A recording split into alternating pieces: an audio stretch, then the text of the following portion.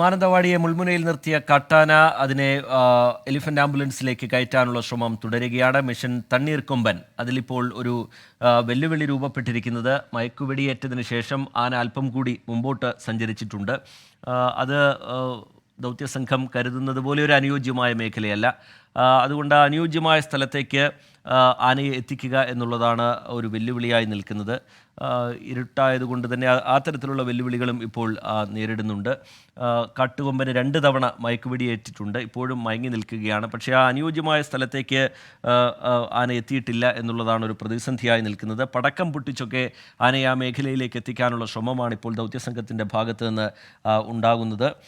സുർജിത്ത് അയ്യപ്പത്ത് പുതിയ വിവരങ്ങളുമായി ചേരുന്നുണ്ട്. സുർജിത്ത്, പുതിയ വിവരങ്ങൾ എന്താണ് സുർജിത്ത്?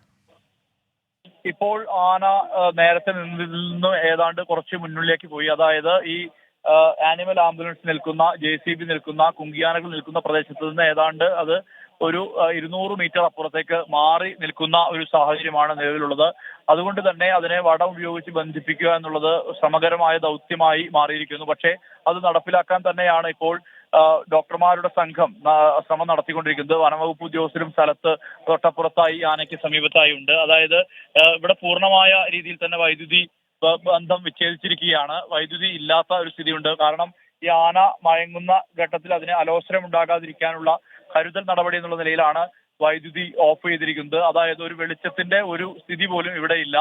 പൂർണ്ണമായും ഇരുട്ടിലാണ് ഇപ്പോൾ ഈ പ്രദേശം ഉള്ളത്. അത് ഈ ആന മയങ്ങാൻ വേണ്ടിയുള്ള ഒരു സാഹചര്യത്തിന് വേണ്ടിയാണ് നിരവധി തവണ പടക്കം പൊട്ടിച്ച് അതിന്റെ ദിശ തെറ്റിച്ച് ഇവിടേക്ക് എത്തിക്കാനുള്ള ശ്രമം നടത്തി. പക്ഷേ അത് ഒരിടത്ത് തന്നെ കേന്ദ്രീകരിച്ച് നിൽക്കുകയാണ്. അല്പം മുന്നോട്ട് നീങ്ങി നേരത്തെ മയക്കുവെടി കൊണ്ട ശേഷം അത് ഒന്ന് ചെരിഞ്ഞു നിൽക്കുക മാത്രമാണ് ചെയ്തത്. പക്ഷേ അനങ്ങിയില്ല. പക്ഷേ അതിനുശേഷം അത് കുറച്ചുകൂടി മുന്നിലേക്ക് നടന്ന് ഏതാണ്ട് ഒരു 200 മീറ്റർ, അതായത് ഈ JCBയും ഒപ്പം തന്നെ ഈ ആനിമൽ ആംബുലൻസും നിൽക്കുന്ന പ്രദേശത്തിന്റെ ഏതാണ്ട് ഒരു 200 മീറ്ററോളം അകലെയായിട്ടാണ് ഇപ്പോൾ ആന നിലയുറപ്പിച്ച് നിൽക്കുന്നത്. അതിനെ ഇങ്ങോട്ടേക്ക് കൊണ്ടുവരാൻ നിരവധി തവണ പടക്കം പൊട്ടിച്ചു.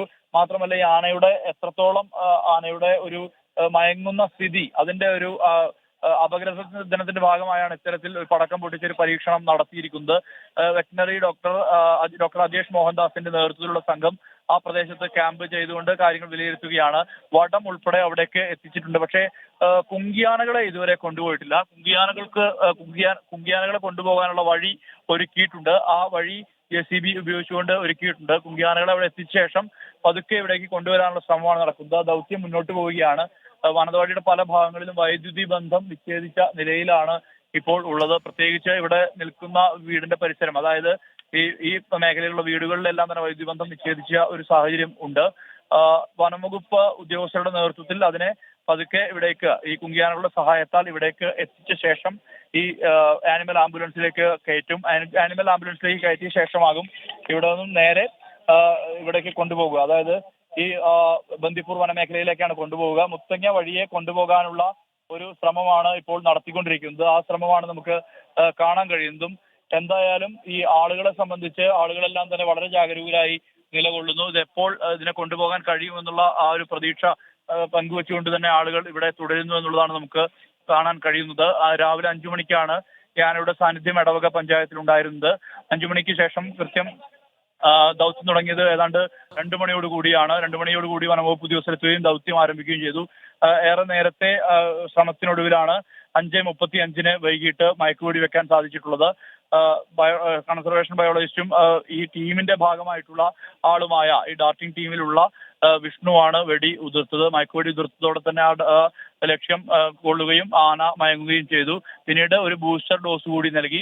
ആ ബൂസ്റ്റർ ഡോസ് നൽകിയതിനു ശേഷം ആന പതുക്കെ മുന്നിലേക്ക് നടന്ന് നീങ്ങുകയായിരുന്നു.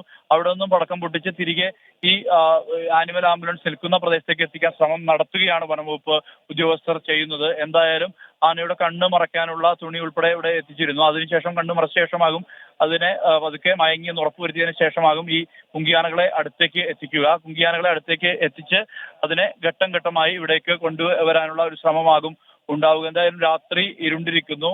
മാനന്തവാടിയിൽ വലിയ രീതിയിലുള്ള ഒരു വെളിച്ചക്കുറവുണ്ട്, ആ പ്രശ്നമുണ്ട്. ഇപ്പോൾ പല ഭാഗങ്ങളിലും വൈദ്യുതി ബന്ധം പുനഃസ്ഥാപിക്കപ്പെടുന്ന ഒരു സ്ഥിതിയുണ്ട്. പക്ഷേ ഈ പ്രദേശം, ഈ മിഷൻ നടക്കുന്ന പ്രദേശത്ത് വൈദ്യുതി ബന്ധം ഇനിയും പുനഃസ്ഥാപിക്കാത്ത ഒരു സ്ഥിതിയാണ് കാണാൻ കഴിയുന്നത്. കർണാടകയിൽ നിന്നുള്ള വനംവകുപ്പ് ഉദ്യോഗസ്ഥർ എത്തിയിട്ടുണ്ട്. അവരുടെ നേതൃത്വത്തിലാകും ആനയെ തിരിച്ച് ഈ മേഖലയിലേക്ക്, അതായത് ഈ വനമേഖലയിലേക്ക് കൊണ്ടുപോകുന്നത് അവരുടെ കൂടി അകമ്പടിയോട് കൂടിയായിരിക്കും. അവർ നിർദ്ദേശിക്കുന്ന സ്ഥലത്ത് ഈ ഹൂഡി എന്ന് പറയുന്ന റേഞ്ചിന് കീഴിൽ കർണാടകത്തിലെ ബന്ദിപ്പൂർ വനമേഖലയുടെ ഭാഗമായുള്ള പ്രദേശമാണ്. ബന്ദിപ്പൂർ വന്യജീവി ദേശീയോദ്യാനത്തിന്റെ അതിനകത്താണ് ഈ ആനയെ ആക്കാനുള്ള നിർദ്ദേശം നൽകിയിരിക്കുന്നത്. അവിടെ തന്നെ ആകും ഇതിനെ കൊണ്ട് ചെന്ന് ആക്കുക, ഇന്ന് തന്നെ അത് ആക്കാനുള്ള ശ്രമമാണ് നടത്തുന്നത്. അവരുടെ കൂടി ഡോക്ടർമാരുടെ വിദഗ്ധ സംഘം ഈ ആനയെ പരിശോധനയ്ക്ക് വിധേയമാക്കുമെന്നുള്ള വിവരം കൂടി ലഭ്യമാകുന്നു. എന്തായാലും ആ നടപടിക്രമങ്ങൾ ഇവിടെ മുന്നോട്ട് പോകുന്നു. ആളുകൾ എല്ലാം തന്നെ വീക്ഷിച്ചുകൊണ്ട് ഇവിടെ തടിച്ചുകൂടി നിൽക്കുന്നു. എല്ലാ കെട്ടിടങ്ങൾക്ക് മുകളിലും ഉയർന്ന പ്രദേശങ്ങൾക്ക് മുകളിലും ഈ ആനയെ കൊണ്ടുപോകുന്നത് കാണാൻ വേണ്ടി സ്ത്രീകളും കുട്ടികളും യുവാക്കളും വൃദ്ധരും അടങ്ങുന്ന എല്ലാ സമൂഹവും ആളുകളും ഇവിടേക്ക് വന്നിട്ടുണ്ട്. നേരത്തെ തന്നെ പല ജില്ലകളിൽ നിന്ന് പോലും ആളുകൾ ഈ വിവരം അറിഞ്ഞ് എത്തിയ ഒരു സാഹചര്യം കൂടിയുണ്ട്. ചുരം കയറി എത്തിയ സാഹചര്യം കൂടിയുണ്ട്. അത്രമാത്രം ജനനിബിഡമായ ഒരു അവസ്ഥയാണുള്ളത്. പക്ഷേ ആ കൊല്ലിയിലേക്ക് ആരെയും പ്രവേശിപ്പിക്കുന്നില്ല. വനംവകുപ്പ് ഉദ്യോഗസ്ഥരും ഏതാനും മറ്റ് പോലീസ് ഉദ്യോഗസ്ഥരും അത്തരം സംവിധാനങ്ങൾ മാത്രമാണ് താഴെയുള്ളത്. ജനപ്രതിനിധികൾ ഉൾപ്പെടെയുള്ളവർ മാത്രമാണ് ഉള്ളത്. അതിനപ്പുറത്തേക്ക് ആരെയും പ്രവേശിപ്പിക്കുന്നില്ല. അവിടെ സുഗമമായ രീതിയിൽ തന്നെ അവിടെ നിന്നും ഈ ആനയെ കൊണ്ടുപോകാൻ കഴിയുമെന്നുള്ളതാണ് ഇവിടുത്തെ RRTയെ സംബന്ധിച്ചിടത്തോളം, വനംവകുപ്പിന്റെ കീഴിലുള്ള വയനാട്ടിലെ RRT സംബന്ധിച്ചിടത്തോളം അഭിമാനത്തിന്റെ നിമിഷം കൂടിയാണ്. മറ്റൊരു ദൗത്യം കൂടി വിജയം കണ്ടിരിക്കുന്നു. ഓപ്പറേഷൻ അരിക്കൊമ്പൻ, അതിനു മുമ്പ് PT7, അതിനു മുമ്പ് PM2, ഈ വിധത്തിൽ വിവിധ ഗജവീരന്മാരെ കീഴടക്കിയ, കാട് വാണിരുന്ന കൊമ്പന്മാരെ കീഴടക്കിയ അനുഭവമുള്ള വനംവകുപ്പ് എന്നുള്ള ഖ്യാതി, ആ തരത്തിൽ വനംവകുപ്പ് ടീം എന്നുള്ള ഖ്യാതി കൂടി വയനാട്ടിലെ ദൗത്യത്തിന്റെ രണ്ടാം ഘട്ടത്തിൽ ചില വെല്ലുവിളികൾ നേരിടുകയാണ്.